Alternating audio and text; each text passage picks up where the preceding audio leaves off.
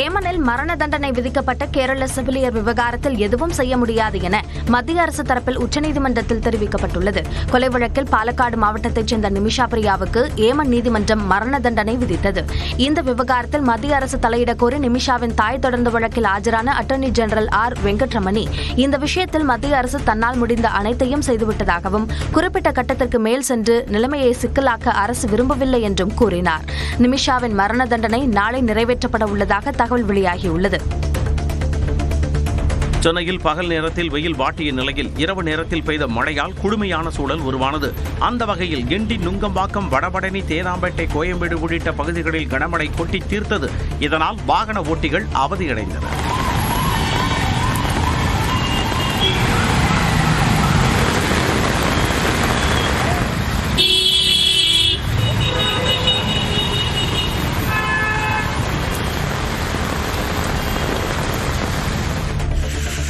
சென்னை புறநகர் பகுதிகளான பூந்தமல்லி, மாங்காடு, போரூர், குன்றத்தூர், ஐயப்பந்தாங்கல் உள்ளிட்ட பகுதிகளில் பரவலாக மழை பெய்தது. இதனால் தாழ்வான பகுதிகளில் ஆங்காங்கே மழைநீர் தேங்கியது.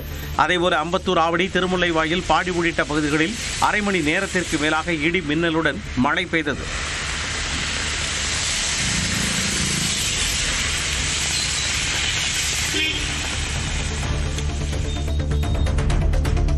சென்னை உட்பட வட தமிழ்நாட்டில் நாளை இரவு முதல் மழை பொழிவு அதிகரிக்கும் என்று தனியார் வானிலை ஆய்வாளர் பிரதீப் ஜான் தெரிவித்துள்ளார். தெற்கு ஆந்திரா அருகே மேல்காற்று சுழற்சி உருவாகி வருவதாகவும் இதன் காரணமாக நாளை மறுநாள் முதல் சென்னை உள்ளிட்ட வட தமிழ்நாட்டில் பரவலாக மழை பெய்யும் என்றும் தெரிவித்துள்ளார். கேரளா, கர்நாடக கடலோர பகுதிகள் மற்றும் தமிழ்நாட்டின் மலைத்தொடர் பகுதிகளில் ஜூலை 19ஆம் தேதி முதல் மிக கனமழைக்கு வாய்ப்பிருப்பதாகவும் கூறியுள்ளார். நீலகிரி மாவட்டத்தில் இன்றும், கோவை மாவட்ட மலைப்பகுதிகள், விழுப்புரம், செங்கல்பட்டு ஆகிய மாவட்டங்களில் நாளையும் கனமழை பெய்யும் என வானிலை ஆய்வு மையம் தெரிவித்துள்ளது. நீலகிரியில் நாளை மிக கனமழைக்கு வாய்ப்பு இருப்பதாகவும் தெரிவிக்கப்பட்டுள்ளது. கோவை மலைப்பகுதிகள், தேனி, திண்டுக்கல், திருவள்ளூர், ராணிப்பேட்டை, காஞ்சிபுரம் ஆகிய மாவட்டங்களில் நாளை மறுதினம் கனமழை பெய்யும் என தெரிவித்துள்ள வானிலை ஆய்வு மையம், சென்னையில் இன்று வானம் மேகமூட்டத்துடன் காணப்படும் என்றும் லேசான மழைக்கு வாய்ப்பு இருப்பதாகவும் குறிப்பிட்டுள்ளது. தமிழ்நாட்டில் நேற்று 8 இடங்களில் வெயில் சதமடித்ததாக வானிலை ஆய்வு மையம் தெரிவித்துள்ளது. அதிகபட்சமாக மதுரை விமான நிலையத்தில் 103 டிகிரி ஃபாரன்ஹீட் வெப்பம் பதிவாகியுள்ளது. நாகையில் 102 டிகிரி ஃபாரன்ஹீட் வெப்பம் பதிவானதாக தெரிவித்துள்ள வானிலை ஆய்வு மையம், சென்னை மீனவாக்கம், தூத்துக்குடி ஆகிய இடங்களில் 101 டிகிரி ஃபாரன்ஹீட் வெயிலும், கடலூர், பாளையங்கோட்டை, தஞ்சாவூர், வேலூர் ஆகிய இடங்களில் 100 டிகிரி ஃபாரன்ஹீட் வெயில் வாட்டியதாக குறிப்பிட்டுள்ளது. உங்களுடன் ஸ்டாலின் திட்டத்தின் கீழ் நடத்தப்படும் முகாமை கடலூர் மாவட்டம் சிதம்பரம் நகராட்சியில் முதலமைச்சர் மு.க.ஸ்டாலின் இன்று தொடங்கி வைக்கிறார். நவம்பர் மாதம் வரை அனைத்து மாவட்டங்களிலும் இதற்கான முகாம் நடைபெறவுள்ளது. இந்த நிலையில் தாம்பரத்தில் இருந்து ராமேஸ்வரம் விரைவு ரயில் மூலம் முதலமைச்சர் மு.க.ஸ்டாலின் சிதம்பரம் சென்றார். ரயில் நிலையத்தில் திமுக தொண்டர்கள், பொதுமக்கள் முதலமைச்சருக்கு உற்சாக வரவேற்பளித்தனர்.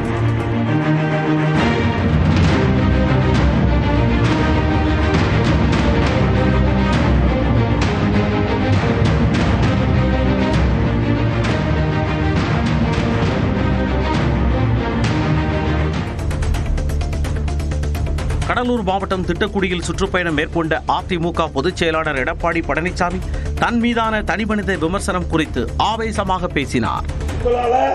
கட்சி நிர்வாகி தொண்டரால எனக்கு இந்த வாய்ப்பு கொடுத்திருக்கிறாங்க, முதலமைச்சர் வாய்ப்பு கொடுத்தாங்க, பொதுச் செயலாளர் வாய்ப்பு கொடுத்தாங்க, அது பொறுக்க முடியல. உடனே என்ன பண்ணுவார் ஸ்டாலின், உதயநிதி ஸ்டாலின், எடப்பாடி பழனிசாமி ஊர்ந்து போனாரு, பறந்து போனாரு, காலி கடியில போனாரு, என்னுடைய ஆட்சியில் என்ன குறைன்னு சொல்லு, அதுக்கு நான் பதில் சொல்ல தயார். பாமக துணை பொதுச் செயலாளர் ஏ.கே. மூர்த்தி இல்ல திருமண நிகழ்ச்சியில் பாமக கௌரவ தலைவர் ஜி.கே. மணி, பாமக தலைவர் அன்புமணியும் பரஸ்பரம் சந்தித்து நலம் விசாரித்துக் கொண்டனர். சென்னை கிண்டியில் உள்ள நட்சத்திர விடுதியில் நடைபெற்ற இவ்விழாவில் இருவரும் சந்தித்து பேசிக் கொண்டனர். விழாவில் ராமதாஸ் கலந்து கொண்ட நிலையில் அவர் செல்லும் வரை காத்திருந்த அன்புமணி அரை மணி நேர தாமதத்திற்கு பின் மனைவி சௌமியா மற்றும் மகளுடன் நிகழ்ச்சியில் பங்கேற்றார்.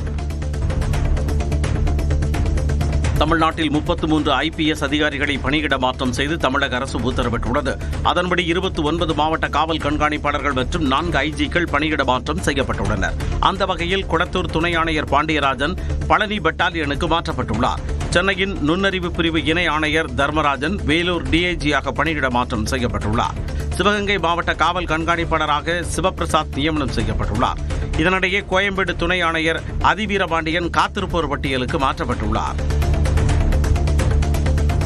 ராஜஸ்தான் தலைமை தலைமை நீதிபதியாக இருந்த ஸ்ரீவத்சவா சென்னை உயர்நீதிமன்றத்திற்கு புதிய தலைமை நீதிபதியாக நியமிக்கப்பட்டுள்ளார். சென்னை உயர்நீதிமன்றத்தின் தலைமை நீதிபதியாக இருந்து வந்த KR ஸ்ரீராம் ஸ்ரீவத்சவா பதவி வகித்த ராஜஸ்தான் உயர்நீதிமன்றத்துக்கு தலைமை நீதிபதியாக இடமாற்றம் செய்யப்பட்டுள்ளார். கால்நடை மருத்துவ படிப்புகளுக்கான தற்காலிக தரவரிசை பட்டியல் வெளியாகியுள்ளது. தமிழ்நாடு கால்நடை மருத்துவ அறிவியல் பல்கலையின் கீழ் உள்ள கல்லூரிகளில் 5½ ஆண்டுகள் கொண்ட இடைநிலை கால்நடை மருத்துவ படிப்புகளில் சேர மாணவர்கள் விண்ணப்பித்திருந்தனர்.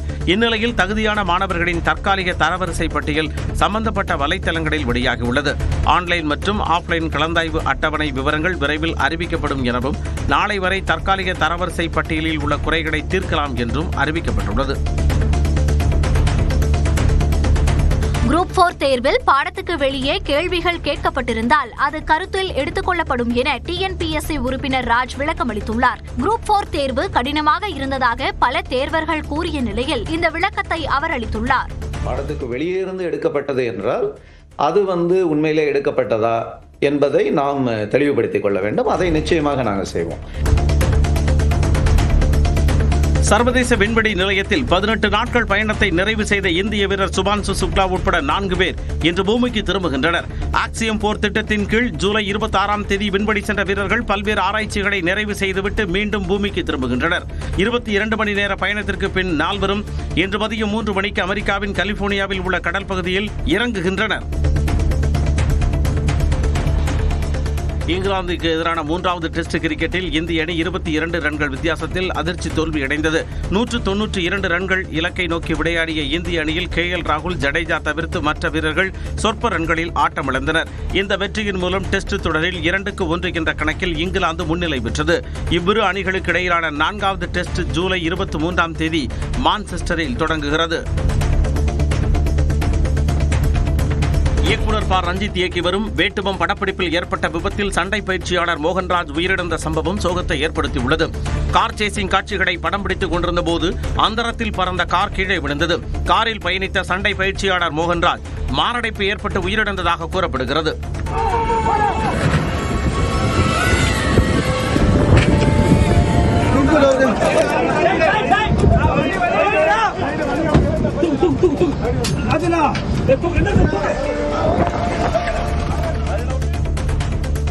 நாகையில் வேட்டுவம் படப்பிடிப்பின் போது சண்டை பயிற்சியாளர் உயிரிழந்த விவகாரத்தில் இயக்குனர் ப. ரஞ்சித் உட்பட 4 பேர் மீது வழக்கு பதிவு செய்யப்பட்டுள்ளது.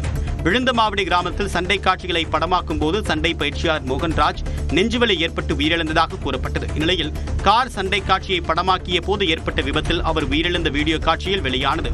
இதையடுத்து இயக்குனர் ப. ரஞ்சித் மற்றும் ராஜ்கமல், வினோத், பிரபாகரன் ஆகியோர் மீது கீழையூர் காவல் நிலையத்தில் வழக்கு பதிவு செய்யப்பட்டுள்ளது. ஜோலார்பேட்டையில் ஓடும் ரயிலில் கர்ப்பிணிக்கு பாலியல் தொல்லை கொடுத்து கீழே தள்ளிய நபருக்கு சாகும் வரை சிறை தண்டனை விதிக்கப்பட்டுள்ளது. கடந்த பிப்ரவரி மாதம் இன்டர்சிட்டி விரைவு ரயிலில் பயணம் செய்த 4 மாத கர்ப்பிணி கீழே தள்ளிவிடப்பட்டதில் அவருடைய கரு கலைந்தது. இந்த விவகாரத்தில் கைது செய்யப்பட்ட ஹேமராஜுக்கு சாகும் வரை கடுங்காவல் தண்டனை விதித்து திருப்பத்தூர் மாவட்ட நீதிமன்றம் உத்தரவிட்டுள்ளது. மேலும் அவருக்கு 85,000 ரூபாய் அபராதம் விதித்த நீதிபதி பாதிக்கப்பட்ட பெண்ணுக்கு மத்திய மாநில அரசுகள் இணைந்து 1 கோடி ரூபாய் இழப்பீடு தொகையை 1 மாதத்திற்குள் வழங்கவும் ஆணையிட்டார்.